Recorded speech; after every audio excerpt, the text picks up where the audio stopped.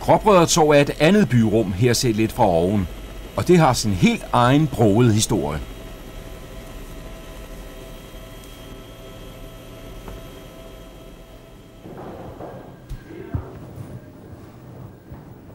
Det er, hvad der er tilbage af det gamle Gråbrødrekloster i København.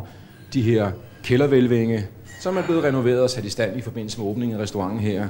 Peter Oxe, som ligger på den plads, der er opkaldt efter Gråbrødreklosteret, bliver naturligvis på Gråbrødretorv. Det var den hellige Frans af Assisi, der grundlagde franciskanermunkeordenen. Og allerede i 1232, altså på et meget tidligt tidspunkt i Københavns historie, kom de første franciskanermunke til København. Eller gråbrødre, som københavnerne kaldte den, på grund af farven, eller rettere den manglende farve på deres kutter. De gik i gang med at bygge klosteret her i slutningen af 1230'erne, og det var altså her, at gråbrødrene vandrede op i den tidlige morgenstund, barfodet ud på byens gader og stræder, for at tigge og for at fortolke ordet over for datidens københavnere. Hvordan hang verden sammen? Hvordan skulle den forstås? Ja, det havde munkene et bud på. Man kan sige, at de var datidens journalister.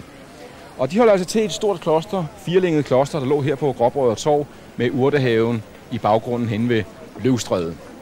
Og urtehaven, hvor man dyrkede helseurter, det er sådan en anden aspekt ved munkenes arbejde.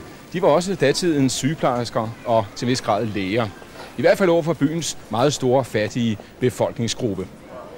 Og så var de socialrådgivere, de løste småproblemer, de hjalp folk i nød.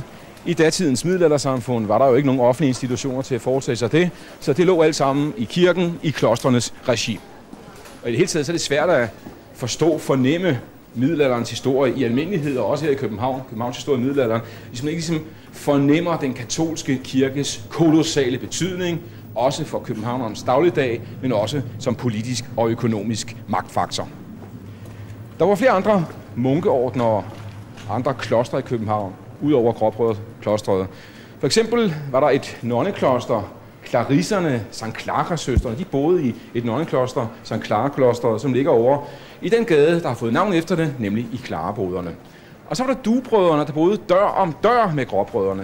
De havde kloster i Helligåndsklosteret, og de beskæftigede sig især med et andet socialt aspekt. De drev hospital i Helligåndsklosteret, som lå her, og hvor der bevaret stadig én fløj, Helligåndshuset. Og det er ganske enkelt den ældste bygning, der er bevaret fra middelalderens København.